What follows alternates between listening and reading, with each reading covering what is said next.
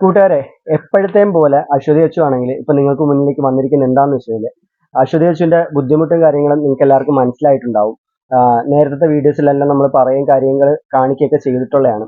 ഇപ്പോഴത്തെ ഒരു സാഹചര്യം എന്ന് വെച്ച് കഴിഞ്ഞാൽ, ഒന്ന് ഇവർ വീട് വാടകയ്ക്കാണ് താമസിക്കുന്നത്. വീട് വാടകയ്ക്ക് താമസിക്കുന്നതിന്റെ റീസൺ തന്നെ നമ്മൾ നേരത്തെ പറഞ്ഞിട്ടുണ്ടായിരുന്നു. അത്രയും ബുദ്ധിമുട്ടും കാര്യങ്ങളൊക്കെ അനുഭവിച്ചത് കൊണ്ടാണ് ഒരു വാടക വീട്ടിലോട്ട് മാറേണ്ടതായിട്ട് വന്നത്. അതുപോലെ തന്നെ തുടർ ചികിത്സയ്ക്കായിട്ടുള്ള പൈസയോ കാര്യങ്ങളോ ഒന്നും തന്നെ ഇവരുടെ കയ്യിലില്ല. ഇപ്പൊ പഞ്ചായത്തിലൊക്കെയാണ് പൈസ സ്വരൂപിച്ച് വെച്ചിട്ടുണ്ടെന്ന് പറഞ്ഞിട്ടുണ്ട്. അത് ഇവർക്ക് സർജറി സമയമാകുമ്പോൾ മാത്രം, ആ സർജറിക്ക് വേണ്ടി മാത്രമായിട്ടാണ് ആ പൈസ സ്വരൂപിച്ച് വെച്ചിരിക്കുന്നത് പഞ്ചായത്തുകാർ. അതിൽ നിന്നാണെങ്കിൽ ഇപ്പോഴത്തെ ആവശ്യങ്ങൾ നടക്കാൻ വേണ്ടിയിട്ടുള്ള കാര്യങ്ങൾ കൊടുക്കില്ല എന്നാണ് പറഞ്ഞിരിക്കുന്നത്. ഇവർ രണ്ടു മൂന്ന് വട്ടം പഞ്ചായത്തിൽ പോയി അന്വേഷിച്ചിട്ടുണ്ടായിരുന്നില്ലേ? അപ്പം അന്നേരം അങ്ങനെയാണ് പറഞ്ഞിരിക്കുന്നത്. ഇവർക്ക് പക്ഷേ ഈ സർജറി നടക്കും വരെ ജീവനോടെ എന്തായാലും ഇരിക്കണമല്ലോ. ഈ രണ്ടു പേർക്ക്, 22 വയസ്സുള്ള ഒരു അമ്മയും 28 വയസ്സുള്ള ഒരു പെൺകുട്ടിയാണ്. എന്നുവെച്ചാൽ ആരുമില്ല തുണയായിട്ട്. അപ്പൊ അവർക്കാണെങ്കിൽ അത്രയും നാൾ ജീവനോടെ എന്തായാലും ഇരിക്കണം. പിന്നെ ആഴ്ചയിലുള്ള 3 ഡയാലിസിസ്, അതിന്റെ മെഡിസിനും കാര്യങ്ങളും. അത് ഒരു മെഡിസിൻ അല്ല, പല മെഡിസിൻ. ഇപ്പൊ ഹോസ്പിറ്റലിൽ തന്നെ പല മെഡിസിനും കിട്ടുന്നതിന്റെ എത്രത്തോളം കിട്ടും, എത്രത്തോളം ഉണ്ട് എന്നുള്ളത് നമുക്കറിയാം. പല മെഡിസിന്റെ റേറ്റും കാര്യങ്ങളും നമുക്ക് അറിയാവുന്നതാണ്.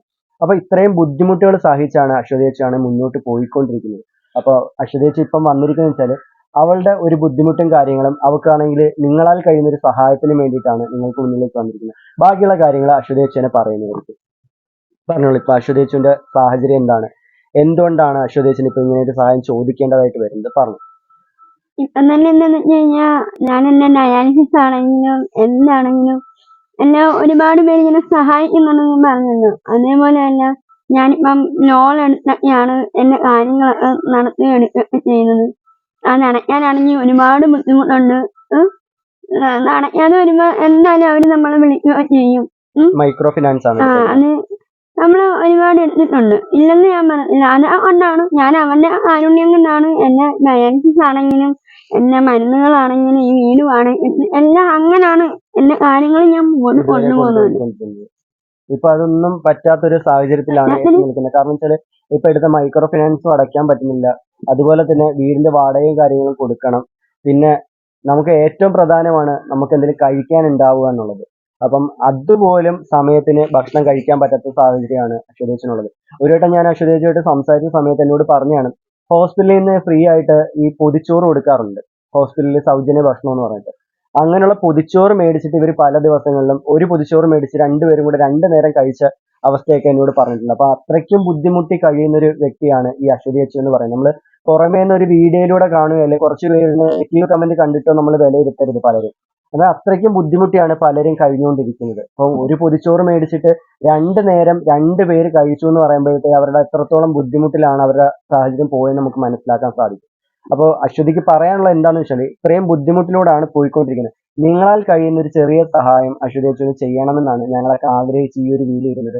അശ്വതി അച്ചുവിന്റെ ആവശ്യം അത് തന്നെയാണ്. കാരണം ജീവൻ നിലനിർത്തി മുന്നോട്ട് എന്തായാലും പോകണം, നമുക്ക് എല്ലാവർക്കും ജീവിക്കേണ്ടതല്ലേ. അപ്പോൾ എന്താ പറയുന്നത്, ഒരു 5 രൂപ അല്ലെങ്കിൽ ഒരു 10 രൂപ വെച്ചെങ്കിലും നമ്മൾ ഒരു നേരത്തേക്ക് നമ്മൾ മാറ്റി വെക്കുകയാണെങ്കിൽ ഒരാളെ നമുക്ക് സഹായിക്കാനായിട്ട് സാധിക്കും. അപ്പൊ നിങ്ങളാൽ കഴിയുന്ന ഒരു ചെറിയ സഹായം, ഇനി ഒരു മെഡിസിൻ മേടിക്കാനായിട്ടുള്ള ഒരു സാഹചര്യമാണ് ഒരുക്കി കൊടുക്കാൻ നിങ്ങൾക്ക് കഴിയുമെങ്കിൽ അതിനുള്ളൊരു സാഹചര്യം എങ്കിലും നിങ്ങൾ ഒരുക്കി കൊടുക്കണമെന്നാണ് ഈ വീഡിയോയിലൂടെ ഞങ്ങൾ നിങ്ങളോട് പറയുന്നത്. അപ്പൊ അശ്വതി അച്ഛനും അത് തന്നെയാണ് പറയാനുള്ളത്. കാരണം ഇപ്പം അശ്വതി ആണെങ്കിൽ നന്നായിട്ട് ഇമോഷണൽ ആയിട്ട് ഇരിക്കുകയാണ്. കാരണം പറയാനായിട്ട് പല വാക്കുകളും കിട്ടുന്നില്ല. അത് നമ്മൾ നേരിട്ട് കാണുമ്പോൾ മാത്രമേ മനസ്സിലാവത്തുള്ളൂ. കൂടുതലായിട്ട് സംസാരിക്കാനായിട്ടുള്ള ബുദ്ധിമുട്ടും കാര്യങ്ങളുണ്ട്. കാരണം അത്രയും മോശപ്പെട്ട അനുഭവമാണ് സോഷ്യൽ മീഡിയ വഴി അശ്വതി അച്ഛന് നേരിടേണ്ടതായിട്ട് വന്നിട്ടുള്ളത്. അപ്പോൾ നിങ്ങളാൽ കഴിയുന്ന ചെറിയൊരു സഹായം കൊടുത്ത് ഒരു ജീവൻ നിലനിർത്താൻ നിങ്ങൾക്ക് സാധിക്കുമെങ്കിൽ അത് ഏറ്റവും വലിയൊരു പുണ്യമായിരിക്കും. ഒരുപാട് പേര് അങ്ങനെ സഹായിച്ചിട്ടുണ്ട്, ഒത്തിരി പേര് സഹായിച്ചിട്ടുണ്ട്. പക്ഷെ പലരും ഇപ്പോഴാണ് പിന്നോട്ട് പോകുന്നതെന്ന് വെച്ചാൽ, നമ്മൾ ഇന്ന് സമൂഹത്തിൽ കാണുന്നുണ്ട് പലരും സഹായം കാര്യങ്ങളൊക്കെ ചോദിച്ചിട്ട് അത് മറ്റു പല ആവശ്യങ്ങൾക്കും വേണ്ടിയിട്ടാണ് ദൂർത്തടിക്കുന്നത്. ഇപ്പൊ അശ്വതി അച്ചുവിന്റെ കാര്യം പലരും പറയുന്നത് അങ്ങനെയാണ്, പല കാര്യത്തിനും വേണ്ടി അശ്വതി അച്ചു ദൂർത്തടിക്കുകയാണ് പറയുന്നത്. പക്ഷെ ഒന്ന് മനസ്സിലാക്കുക, മെഡിസിൻ എടുക്കണമെങ്കിലും ഭക്ഷണം കഴിക്കണമെങ്കിലും ഈ പൈസ ഇല്ലാതെ പറ്റത്തില്ല. അപ്പൊ അതിനെടുക്കുന്ന പൈസകളാണ് പലതും ഇങ്ങനെ ചെലവായി പോകുന്നത്. പിന്നെ നമ്മൾ നേരത്തെ പറഞ്ഞിട്ടുണ്ടായിരുന്നു, 6 മാസമാണ് എന്ത് സർട്ടിഫിക്കറ്റ് എന്ത് നമ്മൾ ടെസ്റ്റ് ചെയ്താലും അതിന്റെയൊക്കെ ഒരു വാലിഡിറ്റി എന്ന് പറയുന്നത് ഒരു 6 മാസമാണ്. 6 മാസം കഴിയുമ്പോൾ നമ്മൾ അടുത്ത ടെസ്റ്റ് ചെയ്യണം. അപ്പൊ ഈ 30,000 40,000 50,000 ആവുന്ന ടെസ്റ്റുകളൊക്കെ വീണ്ടും അത് ചെയ്യേണ്ടതായിട്ട് വരും. കാരണം സർജറി നീണ്ടുപോയിക്കൊണ്ടിരിക്കണം. അപ്പൊ അങ്ങനെ വരുന്ന സമയത്ത് വീണ്ടും സഹായം ചോദിച്ച് വീട് ഇടുകയാണ് നിവർത്തിയുള്ളത്. അതല്ലാതെ അവർക്ക് സ്വന്തമായിട്ട് സംഘടിപ്പിക്കാനോ സമ്പാദിക്കാനോ ഒന്നും കഴിയുന്നില്ല. അവർക്കാണെങ്കിൽ മറ്റ് സഹായം കാര്യങ്ങളില്ല. അപ്പൊ അതുകൊണ്ടാണ് വീണ്ടും വീണ്ടും ആ കുട്ടി വന്ന് സഹായം ചോദിച്ചുകൊണ്ട് ഈ സോഷ്യൽ മീഡിയ പ്ലാറ്റ്ഫോമിലേക്ക് വരുന്നത്. പക്ഷെ അതിനെ പലരും ഇപ്പൊ മറ്റു പല രീതിയിലുമാണ് കാണുന്നത്. അപ്പോൾ എല്ലാവരും നിങ്ങളാൽ കഴിയുന്ന ഒരു ചെറിയ സഹായം ചെയ്യുമെന്ന പ്രതീക്ഷയോടെ നിർത്തുകയാണ് ഇത്.